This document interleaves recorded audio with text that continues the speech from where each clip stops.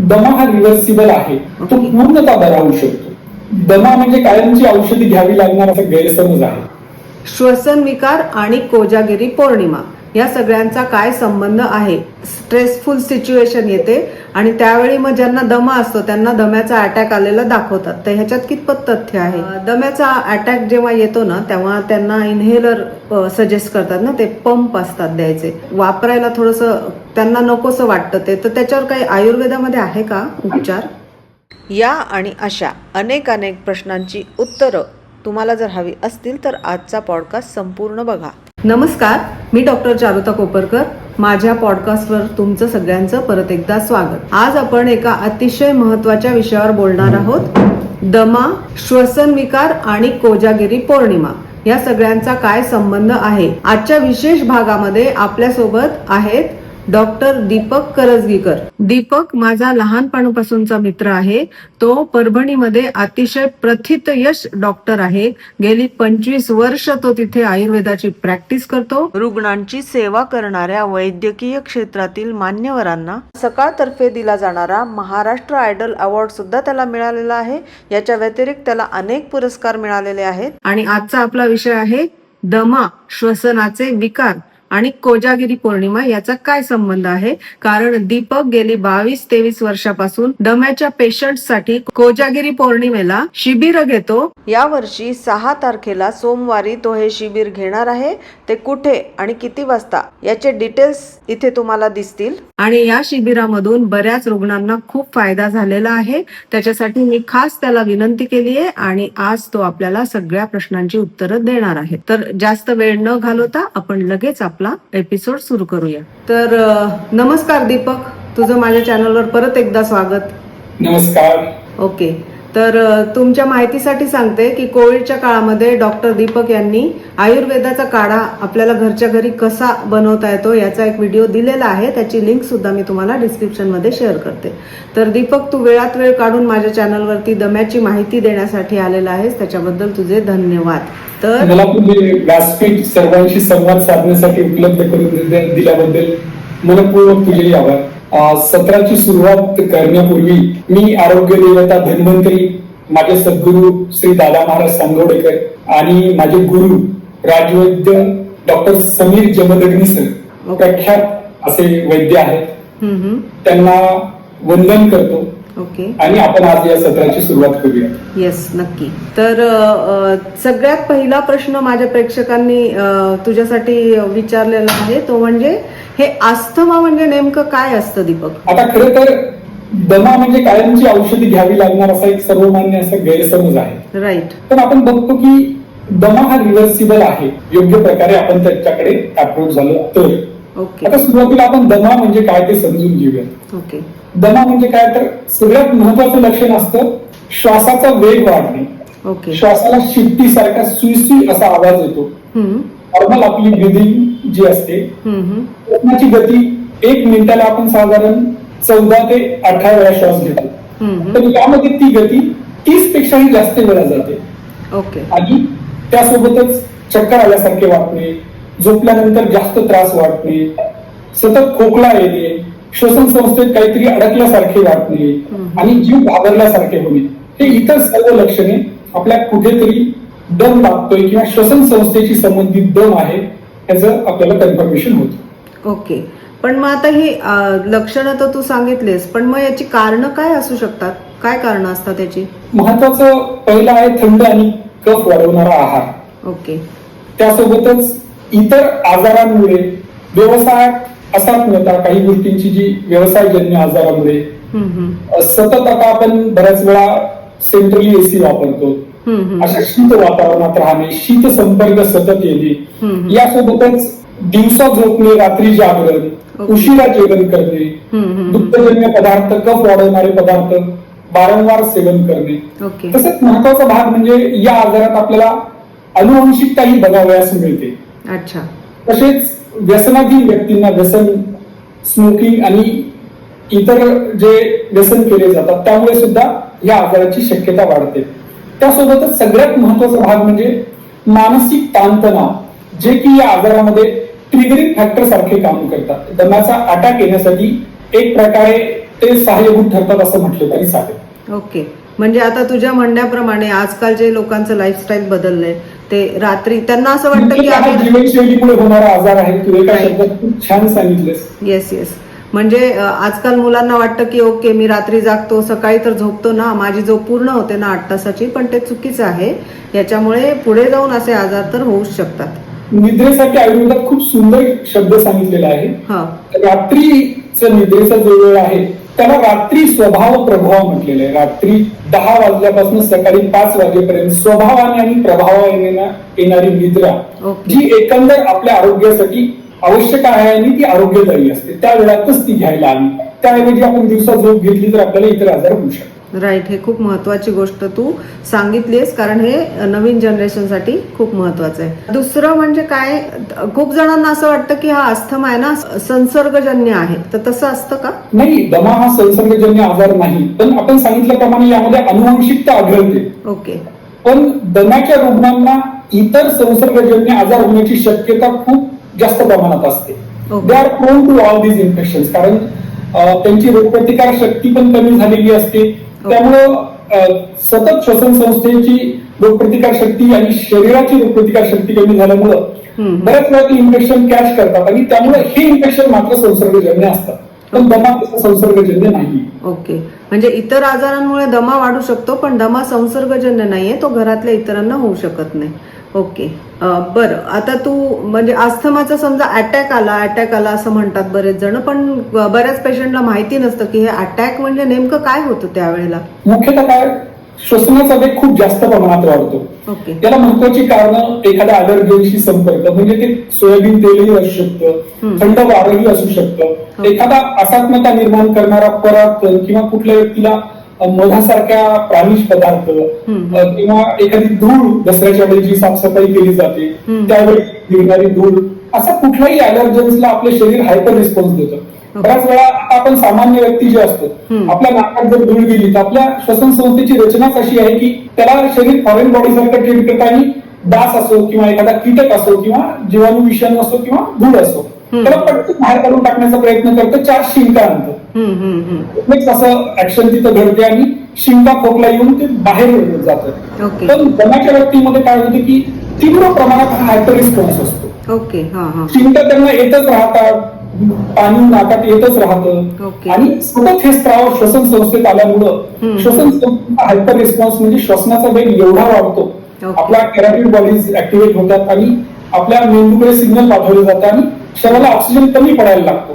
त्याच्यामुळे श्वसनाचा वेग खूप जास्त प्रमाणात वाढवला जातो आणि त्या व्यक्तीला दम लागायला लागतो, याला आपण दम्याचा अटॅक असतो. ओके, आता हे तू अनेक कारण सांगितले, त्याच्यामध्ये बरेच जण आम्हाला म्हणतात की मूवीमध्ये स्ट्रेसफुल सिच्युएशन येते आणि त्यावेळी मग ज्यांना दमा असतो त्यांना दम्याचा अटॅक आलेला दाखवतात, तर ह्याच्यात कितपत तथ्य आहे? दमा हा फक्त आपण सांगितलं की तो जीवनशैलीमुळे होणारा आजार आहे. राईट, तर तो फक्त शरीराला होणारा आजार नाहीये, त्याचं वर्णन मनोकायिक असं केलेलं आहे. ओके, आणि मनाचा आपल्या शरीरावर खूप जास्त प्रमाणात प्रभाव असतो. मनामुळे शरीरामध्ये बऱ्याच वेळा विषाद रोगवर्धनम असं आयुर्वेदात सांगते. विषाद म्हणजे सतत चिंता, ताण, भीती या प्रभावाखाली राहणाऱ्या व्यक्ती जास्तीत जास्त प्रमाणात आजारी पडतात आणि त्यांना आजार होण्याची शक्यता जास्त असते. आणि आपल्या चिंता, काळजी या गोष्टीमुळं आपण घाबरलो तरी पण आपल्या श्वसनाचा वेग वाढतो. तर एक प्रकारे शरीरात त्यासाठी पोषक वातावरण आपण निर्माण करतो आणि दमा हा या आजारामध्ये मानस विकार किंवा मानसिक ताण, चिंता, भीती, विषाद किंवा सतत काळजी करणे या गोष्टी एखाद्या ट्रिगरिंग फॅक्टर सारखं काम करतात. त्यामुळं तिथंच त्या दमा वाढवण्याला सहाय्यभूत ठरतात. बरोबर आहे, म्हणजे तथ्य आहे त्याच्यामध्ये, असंच काहीतरी दाखवत नाहीत. येस येस, बरं, आता दम्याचा अटॅक जेव्हा येतो ना तेव्हा त्यांना इन्हेलर सजेस्ट करतात ना, ते पंप असतात द्यायचे, तर ते बऱ्याच जणांना ना ते वापरायला थोडंसं त्यांना नकोसं वाटतं ते, तर त्याच्यावर काही आयुर्वेदामध्ये आहे का उपचार? दम्याचं निदान करताना आयुर्वेदात सांगितलं की खूप सुंदर त्यांनी दमा वेगळा, इतर आजारामुळे होणारा दमा आणि श्वसन संस्थेची संबंधित दम सांगताना त्यांनी सांगितले की आसीनो लभ्यते सौख्यम शयान श्वास पीडित, म्हणजे उठून बसल्यावर बरं वाटतं पण झोपल्यावर आपल्याला दम लागतो. राईट, इतर आजारामुळे लागणारा दम झोपल्यामुळे कमी होतो. दम्याच्या रुग्णांना दम्याचा अटॅक आला की त्यात मात्र झोपल्यावर त्रास वाढतो. राईट. बऱ्याच वेळा आपण बघतो की श्वसनाचा वेग एवढा वाढतो की ती एक प्रकारे इमर्जन्सी असते आणि मग त्याच्यासाठी इन्हेलर वापरलं जातं. राईट. पण एक प्रत्येक शास्त्र त्याचा विचार वेगळ्या पद्धतीने करतं. इन्हेलर वापरून त्यावेळेसचा दम कमी करणं ही त्याची योग्य चिकित्साच म्हणावं लागेल आधुनिक शास्त्राप्रमाणे. त्यात काही चुकीचं आहे असं आपण नाही म्हणणार त्याच्यामध्ये. ओके. त्यांच्या शास्त्राप्रमाणे ते योग्यच आहे. ओके. पण आयुर्वेदात अशा वेळी काय करायला सांगितलेलं तर छातीला पाठीला गरम तेल लावून शेकावे, हलकीशी वाफ घ्यावी किंवा धूपन चिकित्सा करावी. यासोबत जो काही श्वसनाला अडथळा निर्माण झालेला आहे तो दूर करण्यासाठी मग आयुर्वेद काय सांगते की जर वात कफज आणि कफ वात अशा कशा पद्धतीचा श्वास आहे याचा विचार तिथे केला जातो. जर कफ प्राधान्य असेल तर आपण गरम मिठाचं पाणी किंवा काढा पिऊन उलटी करायला लावतो. तो कफ बाहेर जातो आणि श्वसन संस्थेचा बऱ्यापैकी हा वेग कमी होतो. ओके. यासोबतच आपण संशोधनात्मक विश्व आयुर्वेद चिकित्सालयात एक बस्ती चिकित्सा डेव्हलप केलेली आहे. आणि चिकित्सेमुळे काय की लगेच आपण बस्ती दिला की आपण अनुलोमन म्हणजे नाभीच्या तिथून नाभीच्या खालचा वायू होतो की बऱ्याच प्रमाणात बस्ती दिल्याने बस्ते वापस आला की दम कमी झालेला आपण. त्यामुळे त्याच्या वेगावस्थेत छातीला पाठीला तेल लावणं, वमन देणं किंवा बस्ती देणं असा योग्य तो उपचार आपल्याला करावा लागतो. यासोबतच या अवस्थेत आपल्याला मुहुर्मुहू औषध द्यावं लागतं. मुहुर्मुहू म्हणजे चाटण स्वरूपात औषध देतो. त्याच्यामध्ये औषधी चूर्ण आपण मध मनुका चाटवायला लागतो जे की आपल्याला 10-10 मिनिटांना 5-5 मिनिटाला द्यायला लागतं आणि खूप चांगला फरक यांनी पडतो असं आपल्याला अनुभवायला येतं. ओके. म्हणजे तू दोन्ही सजेस्ट करतो त्यांच्या पॅथीप्रमाणे त्यांनी इनहेलर दिलंय आपण नंतर औषधं बंद करतो. आपल्या चिकित्सेवर घेतल्यानंतर त्या औषधांची काहीही गरज पडत नाही. ओके. ओके. पण त्या शास्त्राप्रमाणे ते ट्रीटमेंट करत असताना त्यांची चिकित्सा योग्यच. आपल्याकडे आल्यानंतर आपण ती सगळी औषधं बंद करतो आणि आपल्या औषधांवरच घेतो. आणि असे अनेक रुग्ण आपल्याकडे बघायला भेटतो की पूर्णतः आरोग्य प्राप्ती त्यांना झालेली आहे. नंतर इनेलर्स आणि तशा कुठल्याही तत्सम औषधांची किंवा श्वासनलिकेवरती डायरेक्टली जे आपण श्वसन संस्थेत सोडतो किंवा स्टेरॉइड अशा औषधांची काहीही गरज पडत नाही. अरे वा, हे चांगलं सांगितलंस तू. गुड. आता बऱ्याच लोकांनी मला हा प्रश्न विचारला आहे की बाल अस्थमा म्हणजे काय. आता बालकांच्या बाबतीत आपण बघतो की बालकांची निसर्गतच प्रकृती ही कफ प्रकृती असते. ओके. कफाचं प्राधान्य त्यांच्यामध्ये असतं. ते दिवसा झोपतात, मधुर रसप्रीती, गोड खातात आणि वयोमानाप्रमाणे त्यांना बाल्यावस्थेत कफ प्राधान्य असतं. आणि बऱ्याच वेळा बघतो की आत्ताच्या ज्या मम्मी असतात 2 मिनिट्स देणाऱ्या त्या बऱ्याच वेळा लहान मुलांना मिल्कशेक, फ्रूट सॅलड आणि तत्सम पदार्थ आईस्क्रीम रात्री देण्याचं प्रमाण खूप वाढलेलं आहे. ओके. तर रात्री असे पदार्थ आपण जेवणानंतर सेवन करायला नको. दिवसाची झोप मुलांची कमी करायला हवं.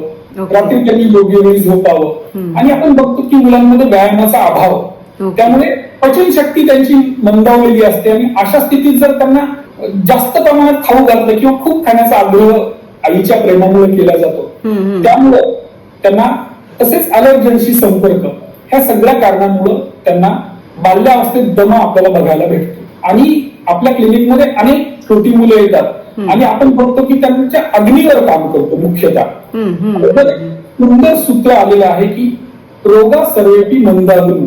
ओके. सर्व रोगांचे मूळ हे मंद अग्नी आहे. पचन जर चांगला असेल, अग्नी जर चांगला असेल तर सर्व दोषांचं पाचन केलं जातं आणि विकृत आम नावाचा पदार्थ आपल्या शरीरामध्ये तयार होत नाही. एक प्रकारे तो टॉक्झिन सारखं काम करतो. आणि दम्याची सुरुवात ही आयुर्वेदाप्रमाणे श्वसन संस्थेत नाही तर पचन संस्थेत होत असं सांगितलेल्या आमाशयात कफाची निर्मिती होते. आणि प्राणव स्त्रोतसाचा विचार करणारा त्याच्यामध्ये प्राणव स्त्रोतसाचा विचार करताना फक्त श्वसन संस्था न घेता त्याच्यामध्ये रक्तवाहिन्या आणि अन्न व स्त्रोतस या सर्वांचा विचार आयुर्वेदाने केलेला आहे. त्याच्यामुळं सक्षम अशा प्राण व स्त्रोतसाच्या मागे सक्षम अशीच अन्न व स्त्रोतस किंवा अग्नी आहे असं म्हटलं तरी चालेल. अग्निवर्धन केलं, मुलांना व्यायाम करायला लावला योग्य तो, दीर्घ श्वसन, सूर्यनमस्कार सारख्या छोट्या छोट्या गोष्टी त्यांना जर आपण करायला लावल्या तर त्यातून ते पूर्णतः मुक्त होतात असं आपण बघायला मिळतं. अरे वा, हे खूप होपफुल वाटतंय मला. म्हणजे ज्यांच्या मुलांना बालदमा आहे त्यांच्यासाठी हे खूप पॉझिटिव्ह वाटलं मला.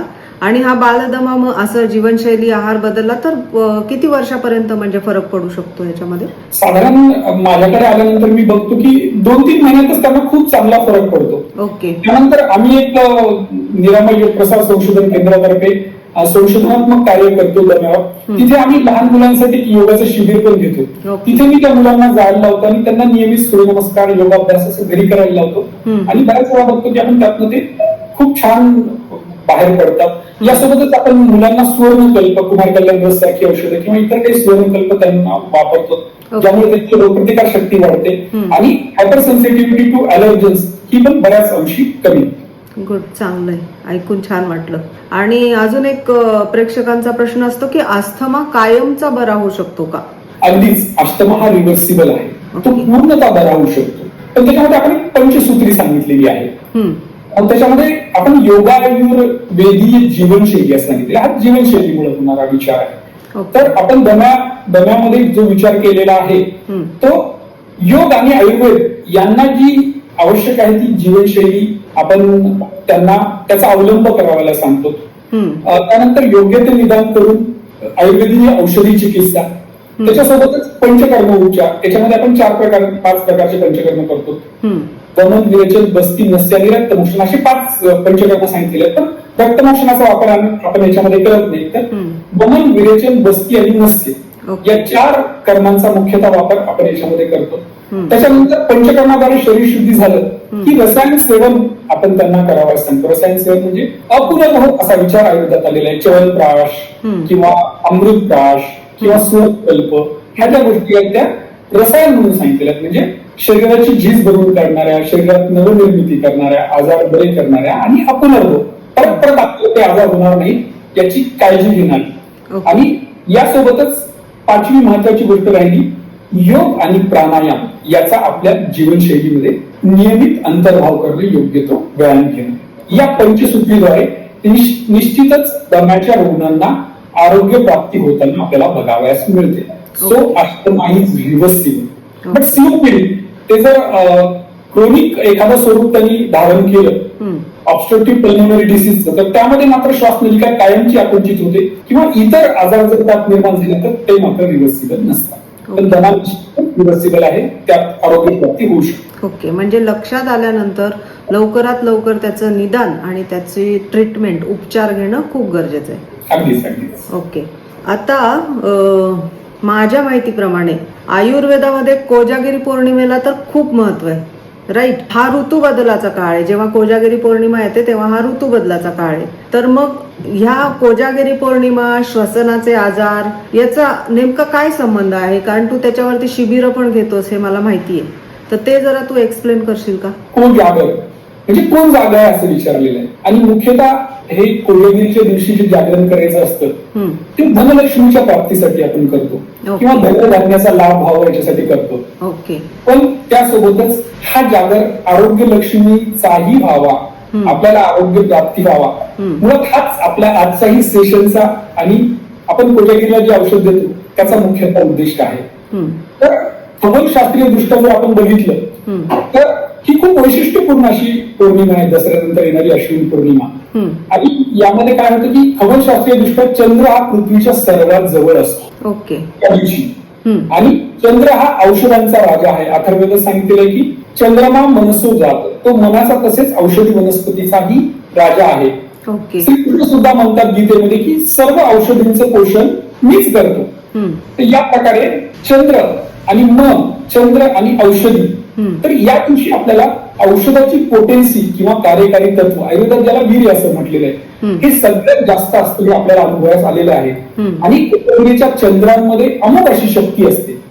याची किरण, त्यामुळेच पूर्वापार आपल्याकडे दूध चंद्राच्या किरणात ठेवून पिण्याची प्रथा आहे. आणि इथं आपण रात्री दूध प्यायला देतो. खरं तर आपण दमाच्या प्रश्नाला म्हणतो की रात्री दूध घ्यायचं नाही, मी सांगताना सांगितलं. राईट.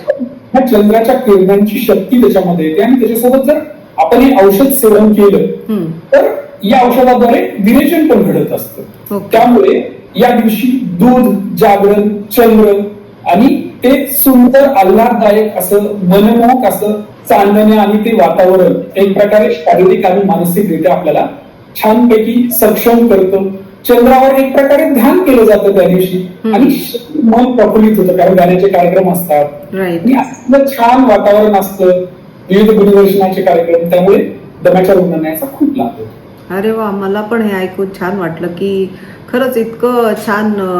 त्या शिबिरामध्ये जर कोणी आले दम्याचे लोक तुझ्याकडे तर त्याला निश्चितच फरक पडत असणार आहे. ऋतुसंधिकाल हा भाग यामध्ये एक सांगायचा राहिला आपल्याला. हा सध्याचं जे वातावरण आहे म्हणजे हे ऋतुसंधिकाल असतं, म्हणजे पावसाळा संपलेला असतो, हिवाळा अजून सुरू व्हायचा असतो. Right. दोन्ही ऋतूंच्या मधले जे दिवस असतात त्याला आपण ऋतुसंधिकाल असं म्हणतो. ओके. ते कुठल्याच एका ऋतूची लक्षणं नसतात. इथे काय असतं की बऱ्याच वेळा पाऊसही सुरू असतो, Right. दुपारी कडक असं ऊन पडतं काही काही वेळा. सध्या तरी पाऊस सुरू आहे, पण नेहमी काय करतं की ऑक्टोबर हीट आपल्याला जाणवते आणि रात्री हलकीशी थोडी गरमी असते. त्यामुळे एकाच दिवशी दिवसभरात आपल्याला एक प्रकारे तिन्ही ऋतूची लक्षणं बघायला मिळतात. Right. यामुळे ऋतुसंधिकाला अनेक आजारांची निर्मिती होते. मुख्य त्याच्यामध्ये उष्णतेचे विकार आपल्याला बघायलाच भेटतात. तसेच अशा बदलत्या वातावरणामुळे श्वसन संस्थेचा हायपर रिस्पॉन्स आणि दम्याच्या रुग्णांना पण त्रास होताना बघतो आपण. बरोबर. आणि या सगळ्यांची चिकित्सा आयुर्वेदात जी सांगितलेली आहे ती विरेचन द्यायला सांगितलेली या ऋतूमध्ये.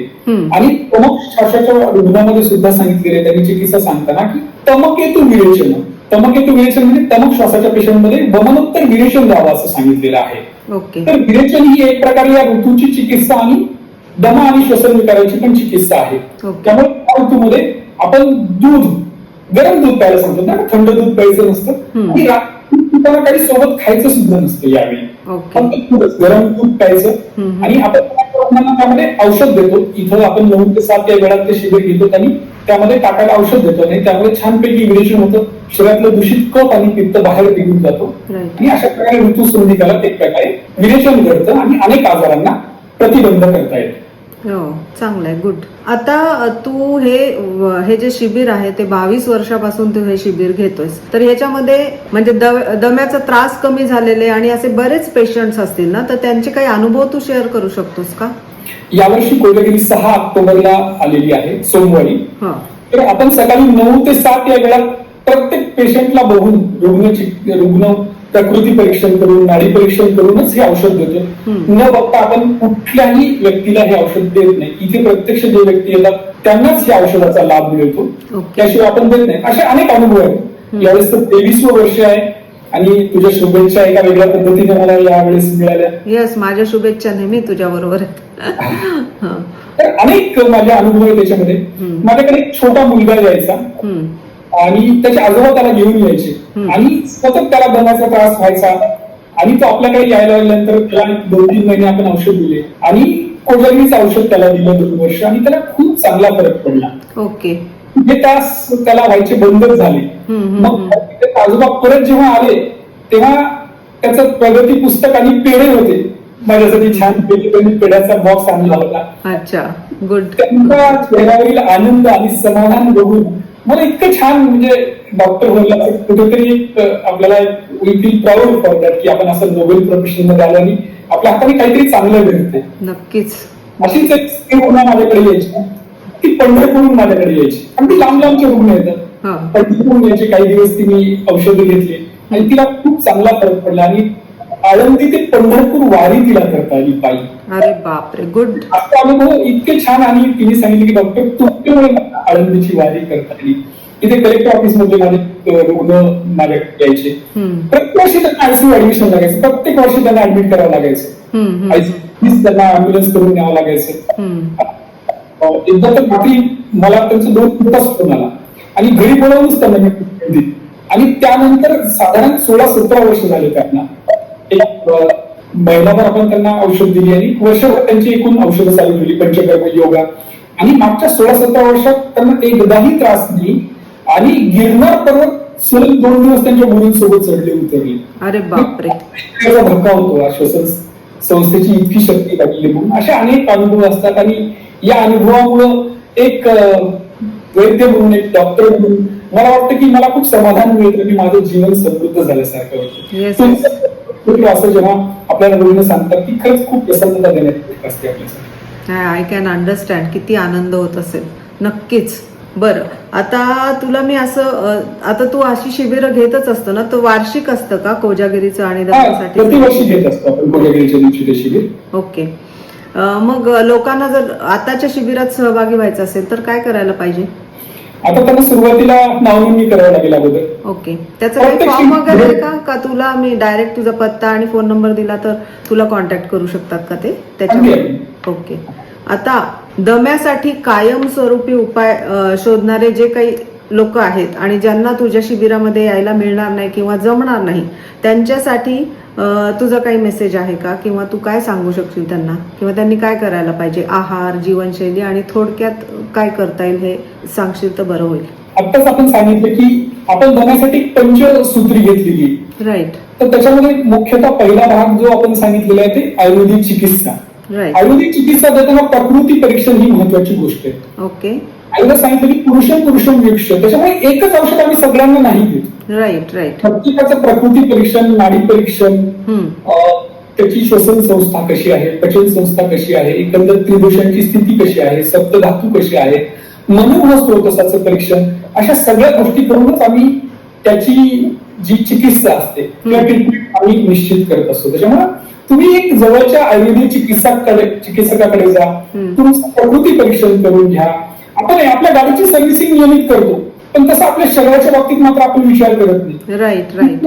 खरं तर जुन्या काळी उपवास म्हणजे उपासना सांगितलेली, त्याच्यामध्ये निराहार फलाहार सांगितलेले आहे. पण आपण निराहार फलाहार असं आपल्या सोयीप्रमाणे करून टाकलं आणि नको ते पदार्थ आपण उपवासाला खातो आणि उपासनाही घडत नाही आणि तो उपवासही घडत नाही, त्यामुळे शरीर शुद्धी होत नाही. राईट. तर एक प्रकारे आपल्या शरीराची सर्व्हिसिंग पंचकर्माद्वारे शरीर शुद्धी तुम्ही जवळच्या तुमच्या चांगल्या वैद्यांकडे जाऊन करून घ्या. ओके. त्यासोबतच रसायन सेवन शरीर शुद्धी नंतर घ्या. त्यासोबतच योग आणि प्राणायामाचा निश्चितच तुम्ही अवलंब करा. त्याच्यासाठी योग्य ते योगाभ्यास जो असतो, त्याच्यामध्ये आपण बघतो की सर्दीचे जे पेशंट आमच्याकडे येतात, अलर्जिक रायनायटिस आणि सर्दीचे नाक सतत गळतं वाहतं, त्यांना दम्याचा त्रास नसतो, पण सर्दीचा प्रचंड प्रमाणात त्रास असतो. शिंका 100 शिंका येतात, दिवसभर शिंकत राहतात. यांना आम्ही बघतो की जलनेती आणि कुंजर ह्या ज्या दोन शब्द आहेत, म्हणजे 6 ग्लास पाणी पिऊन उलटी करणं आणि जलनेती, कोविडमध्ये आपण बघितलं की यांचा खूप जास्त प्रमाणात उपयोग झाला या याच्यामध्ये. याद्वारे यांना खूप चांगला फरक पडतो. त्यासोबतच काही आसन, प्राणायाम तज्ञांच्या मार्गदर्शनाखाली नियमित साधारण आपल्या आरोग्यासाठी दिवसभरातली 30 ते 40 मिनिटं द्या. आणि एक्स्ट्रा आवर असं म्हटलं जातं. दम्याच्या बऱ्याच वेळा काय म्हणतात, मला रात्री झोप नाही लागली डॉक्टर, त्यामुळे मी सकाळी झोपलो, मी दुपारी झोपतो. मी त्यांना म्हणतो आज तुम्ही दिवसा झोपू नका, आज तुम्हाला रात्री निश्चितच चांगली झोप लागेल. मी म्हणतो रात्री जागरण झालं म्हणून दिवसा मला झोप येत नाही, मी म्हणतो दिवसा झोपताय म्हणून तुमचं रात्री जागरण होतं. राईट. ते सायकल कुठेतरी सुटायला पाहिजे. यातून जर आपल्याला मुक्त व्हायचं तर ह्या पंचसूत्रीचा अवलंब आपण आयुष्यात करायला हवा. राईट. आणि जवळच्या वैद्याकडे जाऊन आयुर्वेदाची तत्व आपण समजून घ्यायला हवी, आपलं प्रकृती परीक्षण करायला हवं. आणि मी सांगितल्याप्रमाणे एका शब्दात सांगितलं तर योग आणि आयुर्वेद यांना अभिप्रेत जी योगायुर्वेदीय जीवनशैली आहे त्याचा अवलंब आपण करायला हवा. राईट. आहारामध्ये मुख्यतः जो भाग आहे याच्यामध्ये काही गोष्टी आपण सांगून झाल्या, काय खायचं नाही ते, पण काय खायचं हे सांगताना महत्वाचं, बऱ्याच वेळा सकाळी बेकरी प्रॉडक्ट खूप जास्त प्रमाणात खाल्ले जातात. राईट. बिस्किट आपण जे प्रिझर्वेटिव्ह टाकलेले आहेत, शिळ अन्न असं म्हटलेलं आयुर्वेदात त्याला, ते आपण कमी करायला हवं. आणि आपण बाहेरचे पदार्थ, बाहेरचे गुलाबजामुन आपण खातो किंवा असे पदार्थ आपण जे पॅकेज फूड आहे ते आपण टाळायला हवं दम्याच्या रुग्णांनी.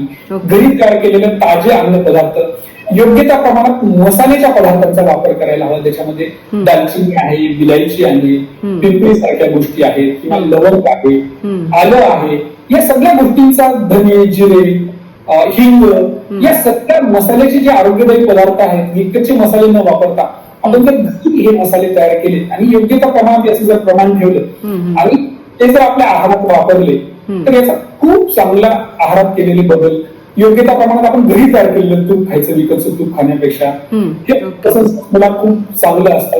याच्यासोबतच आपल्या पचनशक्ती चांगली झाली की आपण योग्य त्या प्रमाणात सुका मेवाचा वापर करायला हवा, ज्याच्यामध्ये बदाम, पेंट, खजूर, अंजीर सारख्या गोष्टी ज्या त्याला शक्ती देतात, रसायनासारखं काम करतात, याचा वापर आपण आहारात याच्यामध्ये करायला हवा. आणि आहारात पण योग्य ते बदल आपल्या वैद्यांच्या तज्ञांच्या सल्ल्याने आपण करायला हवा. राईट. गुड. आणि मला खरंच आज खूपच आनंद झालाय. तू खूप जास्त छान माहिती दिलीस माझ्या प्रेक्षकांसाठी. तर मला असं वाटतं की ज्यांना दमा आहे किंवा ज्यांच्या घरात दम्याचे रुग्ण आहेत त्यांच्यासाठी हे खूप फायदेशीर आहे. आणि मी तुझा पत्ता आणि फोन नंबर देणारच आहे. तर त्यांनाही चांगली ट्रीटमेंट तुझ्याकडनं मिळो, त्यांना चांगला फरक पडो आणि आणखीन त्यांच्याकडनं तुला छान आशीर्वाद आणि फीडबॅक मिळो अशी मी प्रार्थना करते देवाजवळ. ह्या पॉडकास्ट जे सर्वजण ऐकणार आहेत त्यांना मी सर्वांना आरोग्यदायी शुभेच्छा देतो. येस. त्यासोबतच भगवान धन्वंतरी चरणी विश्व स्वास्थ्याची या पॉडकास्टच्या निमित्ताने आपण सर्वांनाच आरोग्य संपत्ती, आरोग्य लक्ष्मी लाभो या कोजागिरीच्या निमित्ताने. कोजागर म्हणजे फक्त शारीरिक अर्थाने जागा होणं नाही, तर ते अंतचक्षुंनी, मनाने सकारात्मक विचार करणं, त्याही पुढे जाऊन आध्यात्मिक उन्नती साधणं आणि एकंदर आपला एक स्वविकास साधणं, व्यक्तिमत्वाचा विकास होणं हे पण आपल्याला याच्यामधनं अपेक्षित आहे. तर सर्वांना मी आरोग्यदायी शुभेच्छा देतोय. 4 ओळीद्वारे देतो. निरोगी राहणे निसर्गाचे लेणे, शुद्ध हवा घेणे फुफ्फुसात, आधुनिक जग दूषित हवेचे, संगती निसर्गाचे क्षण काही, हिरवा निसर्ग मिळते आभाळ, निसर्ग अमंगळ मनात, आयुर्वेद म्हणे शरीर शुद्ध करा मन, निसर्गाचे धन घेऊन या, निसर्गाचे धन घेऊन या. धन्यवाद. शुभेच्छा देतो.